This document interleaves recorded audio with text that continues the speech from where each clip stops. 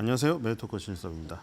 오늘의 주제는 북한의 무인 드론 공습, 빌딩 GOP의 천광이 불태워 막는다입니다. 자, 지금 우크라이나의 파병 인원이 정확히 밝혀지진 않았으나 파병된 것은 확실한 것으로 모든 증거가 가리키고 있죠. 물론 우크라이나에서 전송되는 그런 사진이나 영상들 가짜로 그 인스타그램 계정이나 SNS에 자기의 팔로우나 인기를 위해서 조작된 사진이나 영상을 올린 것도 있습니다. 그렇죠? 근데 지금 영국 정부라던가 미국 정부라던가 우리나라 국방부, 국정원 이 확인한 바, 그리고 우크라이나 젤린스키도 북한군과의 교전이 있었다고 확인시켜주고 있고요. 그렇기 때문에 한 명, 두 명은 아니죠. 한 명, 두 명이 파견됐을 리는 없고요. 장교급부터 시작해서 병사들이 부대 단위로 그 돌격부대 위주로 갔다는 지금 설명이 타당한 것 같고요. 극단적으로 봤을 때는 8만 명까지도 파병 가능하다. 이런 얘기가 들리고 있고, 주요 부대들이 평양을 다 벗어났기 때문에 김정은이 위협을 느낀 나머지 지금 경호 단계가 최상 단계로 격상되었다고 합니다. 그리고 군부대 시찰할 때도 사진들이 속속 들어오고 있는데 절대 그 총 손잡이에 그 방아쇠 손잡이에 손가락을 걸고 있지 못하도록 지금 병사들을 통제하고 있는 모습이 찍히기도 했었죠. 지금 아주 긴박하게 돌아가고 있고요. 지금 러시아와 북한의 관계는 점점 더 가까워지고 있습니다. 그래서 중국이 이 틈을 타가지고 우리나라에 손짓을 하는 그런 어떤 단계의 하나로 무비자 입국을 일방적으로 갑자기 통보했다는 얘기도 지금 나오고 있습니다. 중국이 러시아가 북한하고 친하고 자기랑 중국과 북한의 사이는 갑자기 어느덧 멀어지면서 중국하고 북한 사이에 대교도 만들어놨는데 개통이 계속해서 안 되고 있는 상황. 이럴 때 이 남북한 사이에서 약간 왔다 갔다 하는 모습을 보이면서 북한을 좀 꼬시려는 이런 전략의 하나라는 얘기도 있습니다. 경기 부양 때문에 한다는 소식도 있고요. 자, 어쨌든 간에 북한, 러시아, 중국, 그리고 우리나라, 북한, 이 얽히고 설킨 이 관계, 이거는 평생 가도 끝나지가 않겠죠. 우리가 만약에 정말로 통일이 된다고 해도 이게 끝날까 싶습니다. 어쨌든 지금 이런 상황 속에서는 계속해서 서로의 도발, 그리고 이런 상황을 이용해가지고 화전 양면 전술, 우리 북한에 대해서 배울 때 교과서에 많이 나왔었죠. 이런 것들을 조심해야 될 때고, 우리나라는 휴전이라는 상태, 이런 거를 계속 염두에 둬야 될 것입니다. 우리는 종전 선언이 되지 않았습니다. 우리는 그러니까 아직도 군대가 의무적으로 가게 되어 있는 것이고, 자, 군대 이제 인력이 부족하니까 여러 가지 얘기가 나오고 있죠. 지금 부사관들도 다 떠나고, 주말에 근무 섰는데 10,000원, 20,000원 주는데 부사관이 병장보다 돈을 못 받고, 안 그래도 병장들이 무시하는데 병장이 월급이 더 많으니 더 무시하겠죠. 그럼 있고 싶겠습니까? 다 나가죠. 그러니까 지금 허리가 다 나가고 있고, 지금 이런 상황 속에서 굉장히 어려운 상황입니다. 그래서 최첨단 무기라도 계속해서 발전을 시켜야 되는데, 이번에 카덱스 2024가 9월 25일에서 28일에 열렸죠. 대한민국 방위산업청 원래 킨텍스에서 열리던 것을 충남 계룡대에 그 대한민국 육해공이 모이는 축제랑 합쳐가지고 더욱더 확대를 시켰습니다. 그래서 활주로에다가 최첨단 무기도 전시를 했었고, 여기서 지금 가장 두각을 나타냈던 것은 드론, 그리고 드론을 잡는 무기. 왜냐하면 지금 우크라이나가 드론으로 재미를 많이 보고 있죠. 왜냐하면 이제 그 드론 말고는 적의 그 진지를 침투하기 상당히 어려워졌습니다. 지금 세계 1차 대전, 2차 대전 그 상황이랑 비슷해졌거든요. 지금 북한군을 데려가서 가르친다는 게 전쟁 용어 간단한 것도 있지만 참호 파는 거. 그러니까 참호를 파고 들어가서 서로 진지를 계속해서 거기다 대전차 지뢰도 받고 이래가지고 몸짝달싹 못하게 진지가 서로 극강의 대립이 있다 보면은 한 발 앞으로 나갈 수도 없어요. 그거를 점령하려고 하면은 10배, 20배의 병력을 투입을 해야 되거든요. 그러니까 인간 고기가 필요하니까 북한군을 지금 들이민 겁니다. 돈을 준다고 하면서 지금 가족들은 모르고 있어요. 북한군은 철저하게 통제하고 있습니다. 지금 이것이 알려지면 동요가 일어날 수도 있기 때문이죠. 아무리 공산주의 국가라고 하더라도 내 아들이 갑자기 사라졌는데, 거긴 아들뿐만이 아니죠. 딸도 군대를 가니까요. 아들, 딸들이 갑자기 사라져서 없어졌다고 하니, 그런데 갑자기 저기 러시아 가서 죽었다고 하면은, 안 그래, 공산주의로 아무리 뇌가 통제된 사회라도 인간의 본능에서 그 발악이 나올 수밖에 없습니다. 그러니까 지금 굉장히 위급한 상황이고요.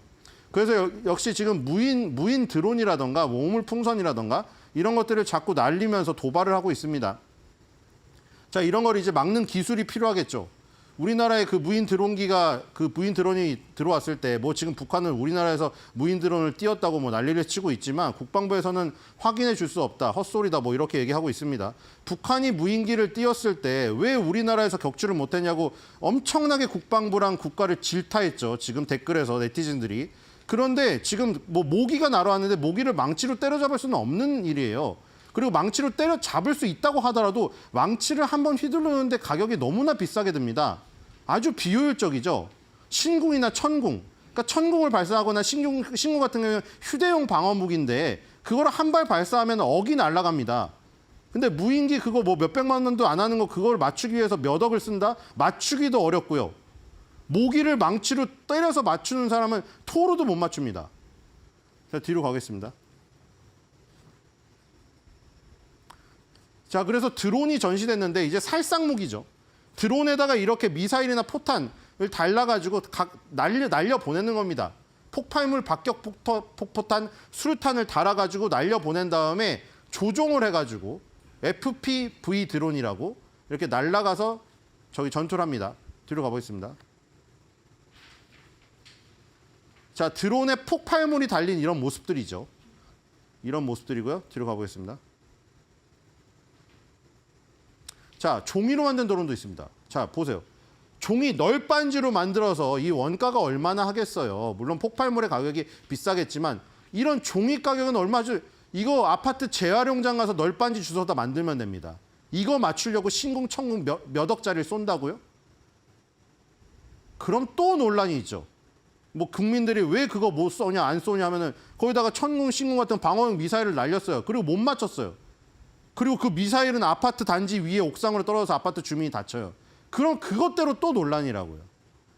그러니까 지금 다른 무기를 개발해야 되는 겁니다. 뒤로 가보겠습니다. 자, 이제는 이것까지 나왔죠. 새 모양. 그럼 레이더가 어떻게 잡을까요? 예를 들어 다 같이 독수리를 훈련시킨 독수리나 매를 한 10마리를 이거랑 섞어서 다 날려봐요. 그럼 레이더에서 잡아낼까요? 레이더가 새인지 알죠. 그리고 그 많은 것 중에 어떤 게 드론인지 어떻게 압니까? 다 새같이 생겼는데요. 그러니까 지금 현재 무기, 미사일로 맞추라는 건 말이 안 되는 얘기입니다. 뒤로 가겠습니다. 자, 그래서 개발이 되었죠. 지금까지 뭐 신궁, 천궁, 궁이 붙었는데 이제 광이 붙습니다. 천광입니다.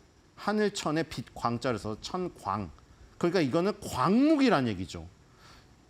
형태, 실물 형태가 만져지지 않습니다. 레이저 무기입니다.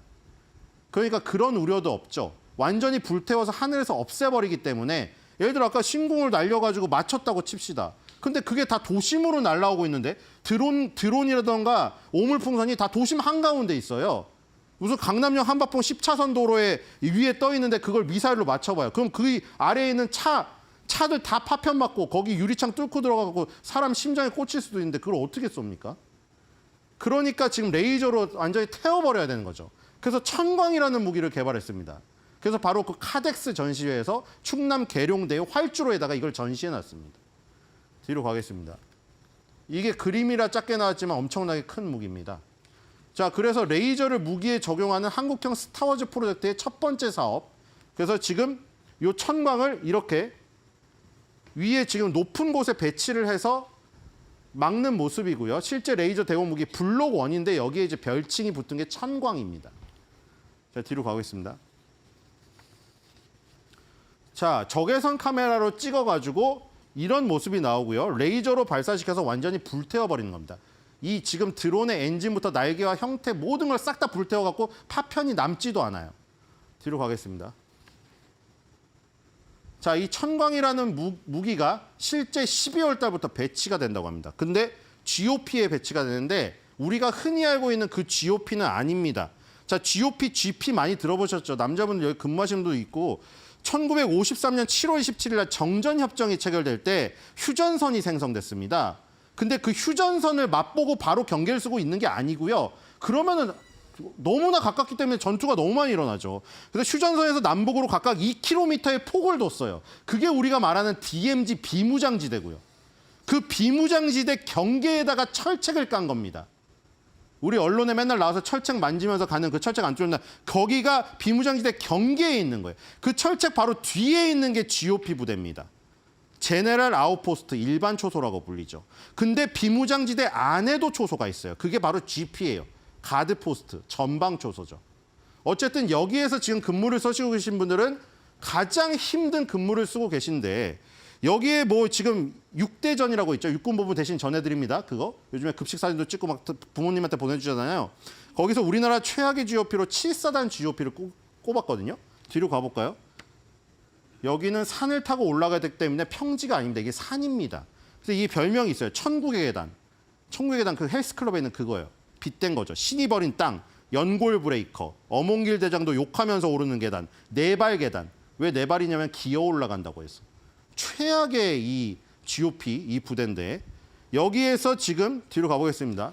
자, 원빈 씨도 끝까지 근무를 하려고 노력을 하다가 결국 십자인대 파열로 의병제대를 하셨죠. 운동화를 신고 지금 떠나시는 모습입니다.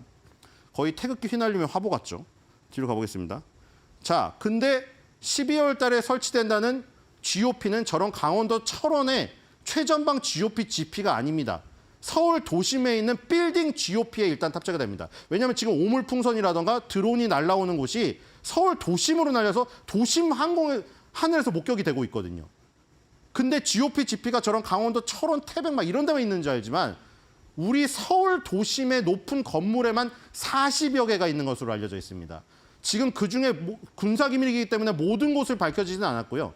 언론에 나왔던 것만 있습니다. 예전에 63빌딩 건물 옥상에 있었습니다. 여기서 61층과 62층에서 생활하시면서 63층 옥상에서 근무를 하셨어요.